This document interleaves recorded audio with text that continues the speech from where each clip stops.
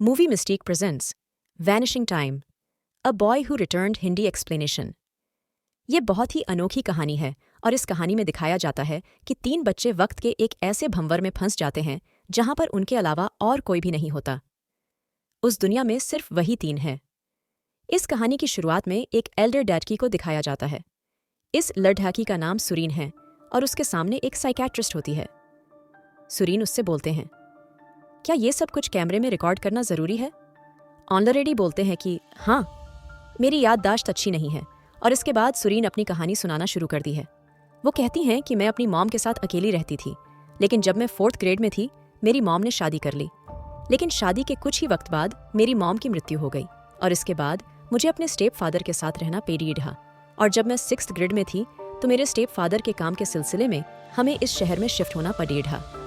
ये एक बहुत ही खूबसूरत आइलैंड होता है जहाँ पर समंदर, बहार, नेचर सब कुछ होता है। लेकिन सुरीन की जिंदगी में सबसे बड़ी चीज़ है उसका अकेलापन। वो किसी से ज़्यादा बात नहीं करती, हमेशा खोई खोई रहती है। दरअसल उसकी अपनी एक अलग ही दुनिया है। उसे दूसरी दुनिया पर, भूत प्रेतों पर, टाइम ट्रैवल पर, इन सब चीज़ों पर विश्वास होता है और वो इंटरनेट पर ही सब कुछ पढ़ाती रहती है। अब one दिन जब वह स्कूल से घर जा रही होगी तभी उसे एक लड़ ढाका दिखता है जिसका नाम होता है संगम इन और ये दोनों एक ही स्कूल में पढ़ाते हैं। सुमिन सुरेड इनको बोलते हैं कि तुम्हारे सुन के लैस इस खुले हुए और वो अपना शू लेस इस बांध लेती है। वो एल्दे डेशका एक ऑर्फनेज के बाहर होता है से पूछती है, क्या तुम इस ऑर्फनेज में रहते हो? उसकी इस बात का जवाब नहीं देता, लेकिन वो एक अनाथ है। अगले दिन जब ये दोनों स्कूल में जाते हैं तो स्कूल में अनाउंस किया जाता है, पास ही में जो सुरंग का काम चल रहा है वहां पर ब्लास्ट होने के बाद वहां पर बहुत सारी अजीब अजीब सी चीजें हो रही है, इसीलिए उस साइट की तरफ कोई भी नहीं जाएगा। अब जब सूर्य अपनी क्लास की तरफ जा रही होती है तभी वो देखती है कि वहां पे वो बच्चा जो उसे 1 दिन पहले और ऑफिस के बाहर मिला होता है, वो सब बच्चों को ये बता रहा होता है कि कैसे उसने आउट ऑन ऑफ बॉडी को एक्सपीरियंस किया, यानी कैसे उसने अपनी सोल को अपनी बॉडी से निकलने के बाद एक्सपीरियंस किया। और जब सूर्य उन बच्चों के सामने आती है तो बच्चों से बताते हैं कि तुम्हारा ब्लॉग पढ़ने के बाद इसने वही सब एक्सपीरियंस किया जो वहां पर लिखा हुआ था। सुरीन कहती कि बकवास है, मैंने खुद लिखा था, और इसके बाद वहां से चली जाती है। और जब वह घर जा रही होती है तो उसके पीछे है और इसके बाद ही दिखाया जाता है कि ये दोनों वही चीज़ प्रैक्टिस कर रहे होते हैं जो सुरीन ने अपने ब्लॉग में लिखा, यानी कि आउट ऑन ऑफ बॉडी को एक्सपीरियंस करना, अपनी आत्मा को अपनी बॉडी से निकाल देना। और जब से उन्होंने ऐसा कर रहा होता है तो सच में उसका शरीर हवा में तैरना शुरू हो जाता है। बोलती है कि तुम एक सपना देख रहे हो, अपनी आंखें खोलो, और वो देखता है कि वो अभी भी जमीन पर होता है। इसके बाद इन दोनों की धीरे धीरे दोस्ती होना शुरू हो जाती है। सोमिन कहता है कि मैं जल्द ही इसे कर लूंगा। सुरवीन तो मैं कितना वक्त लगेगा? वो कहता है मुझे 1 हफ्ता लगेगा। सुरीन कहते हैं कि बकवास है, मैंने बहुत ट्राई किया लेकिन मैं कभी भी नहीं कर पाई। सुमन बोलता है क्योंकि तुम्हें विश्वास नहीं है इसीलिए तुम नहीं कर पाई। सुमन बोलता है कि मैंने तुम्हारा पूरा ब्लॉग पढ़ा है, उसमें घोस्ट के बारे में भी लिखा था कि कैसे घोस्ट को बुलाया जा सकता है और हम इसे ट्री करेंगे। और इसके बाद लेकिन पूरी तैयारी करता है और ये घोस्ट को बुलवाने की भी कोशिश करते हैं। और पूरी तैयारी करने के बाद ये दोनों अपने अपने मन की बात एक कागज़ पर लिख लेते ताकि उसका जवाब वो दे, और जब भी वापस जाते तो इनका जवाब उन्हें नहीं मिलता क्योंकि वहाँ पर कुछ भी नहीं हुआ होता। सुरीन ने अपने कागज़ पर लिखा होता है, क्या तुम मेरी मॉम से मिले? लेकिन जवाब कुछ नहीं होता।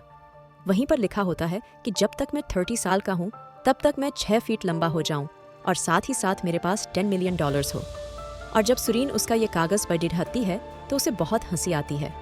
वो कहते हैं कि मैंने तुम्हें कहा था कि तुम इस सवाल लिखना है, तुमने तो विश लिख दी। और उसकी ये पागलों वाली विश पढ़ने के बाद सुरीन पहली बार हंसती है। ये दोनों बहुत हंसते हैं। हालांकि भी उसकी विश जानना चाहता है कि उसने क्या सवाल लिखा था, लेकिन सुरीन उसे नहीं दिखाती। इसके बाद सुमी ने 1 दिन सुरीन को एक पुराना वुडेन घर दिखाने के लिए ले जाता है और वहां पर सुरेंद्र को बताती है कि वह भी एक और फैन है।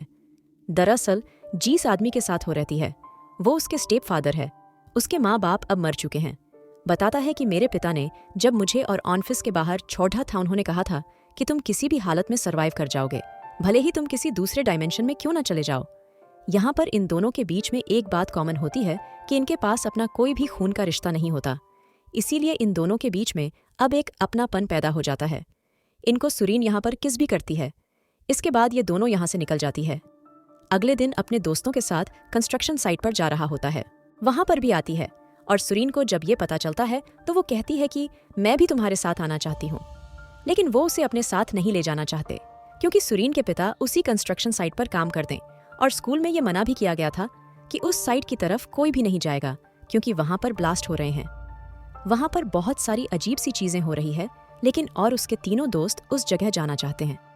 इसीलिए अब ये पांचों के पांचों उस तरफ चले जाते हैं। लेकिन इन 5 में से एक लड़का आधे रास्ते से वापस घर चला जाता है और ये चारों उस साइट पर पहुंच जाते हैं जहां पर सुरंग का काम चल रहा है। लेकिन इन्हें वहां पर कुछ भी ऐसा खास नहीं दिखता। दरअसल इस सब के सब जंगल के रास्ते गए होते हैं और तभी इन्हें जंगल में एक छोटी सी सुरंग दिखती है और ये तय कर देगी। ये सब के सब इस सुरंग के अंदर जाएंगे और जब ये सुरंग के अंदर जाते हैं तो वहां पर इन्हें पानी के अंदर एक चमकती भी चीज दिखती है जो कि अंडे के आकार की होती है। सुरीन कहती हैं कि मुझे लगता है ये मिट्टी और है जो स्पेस से यहाँ पर गिरा है। और इसके बाद सुंग मीन पानी में कूदकर उस चमकती भी चीज को बाहर ले आता है। लेकिन जैसे ही वो उस अंडाकार चमकने वाली चीज को पानी से बाहर निकालता है वो चमकना बंद हो जाती है और इसके बाद सुरीन और उसके सभी दोस्त गुफाओं से बाहर आ जाते हैं और वो देखते हैं कि वो चमकने वाली बॉल, वो अंडाकार बॉल अब पूरी तरह से पत्थर की लग रही होती है। इनके साथ जो टाइम होता है वो कहता है शायद ये जो समय खाता है। मेरे दादा ने बताया था कि जिस दिन पूरे चांद की रात होती है उस दिन पहाड़ों पर एक गुफा देखती है और ऊपर पूरा चांद भी होता है। यहाँ पर जो उसके साथ उसके दोस्त होते हैं वो कहते हैं तुम्हारे दादाजी पागल थे। वो उसकी बातों पर बिल्कुल भी ध्यान नहीं देते, ना विश्वास करते हैं।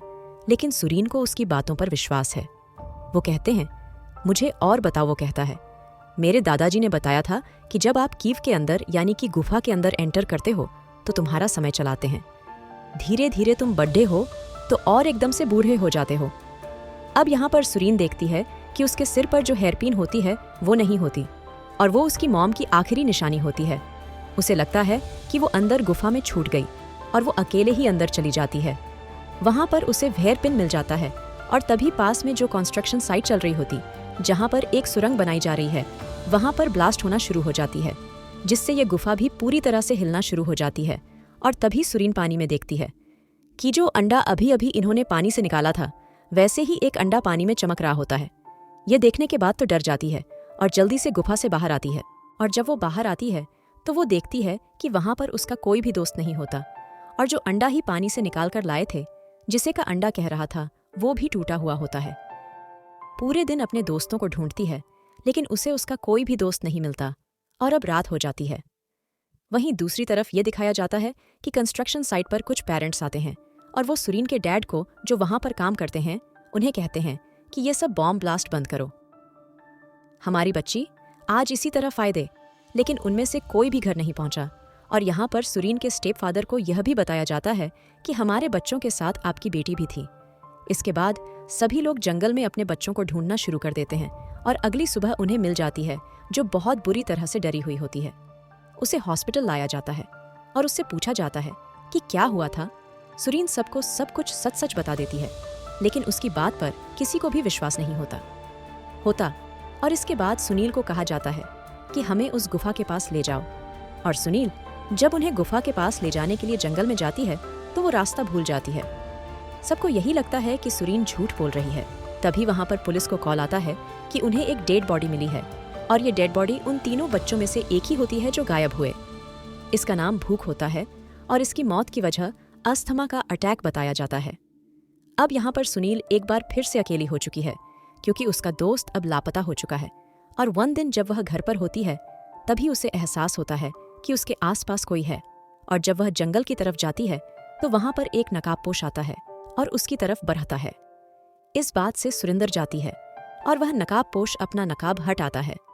यह एक बहुत बड़ढ़ा एलडडेट का होता है और वो कहता है कि मैं सुमन हूँ, तुमने मुझे पहचाना नहीं। इस बात से सुरीन डर जाती है और चिल्लाना शुरू कर देती है। हालांकि सोमिन उसे चुप भी करवाने की कोशिश करता है, लेकिन सुरीन वहां से भाग जाती है और सट डीचक तक पहुंच जाती है, जहां पर उसके पिता गाड़ी से आ रहे होते हैं। देखने के बाद वह नकाबपोश वहां से चला जाता है और इसके बाद वो पुलिस वाला जिसके पास उन तीनों बच्चों के खोने का केस होता है वो उनके घर पर आता है। और सुरीन बताती क्यों। नकाबपोश मेरी तरफ आया था, उसने कहा था मैं हूं यह सुनकर वो दोनों हैरान होते हैं और पुलिस को जंगल में उस जगह जहां पर सुरीन को बर्डा लडडिहाका मिला था वहां पर एक नोटबुक मिलती है। और पुलिस जब उस नोटबुक के बारे में सुनील से पूछती है कि तुम्हारी है, तो सुरीन देखती है कि उस नोटबुक में उस भाषा का इस्तेमाल किया गया होता है जो सुरीन और सुगम इन किया करते थे।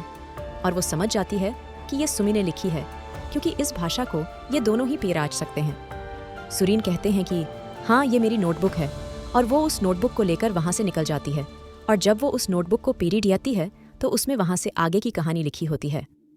जब सुरीन गुफा के अंदर चली गई थी और ये तीनों बच्चे गुफा के बाहर रह गए थे, और वो अंडा जो ये पानी के अंदर से निकाल कर लाए थे ये उसको फोड़ा देते, और तभी यहाँ पर समय में कुछ बदलाव होता है और ये समय के एक भंवर में फंस जाते हैं जहाँ पर पूरी दुनिया परडीएश जाती है।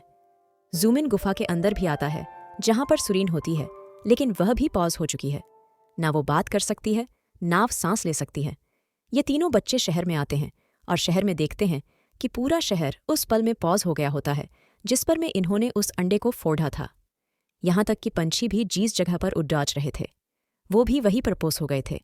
शुरू में इन्हें ये सब कुछ अच्छा लगता है।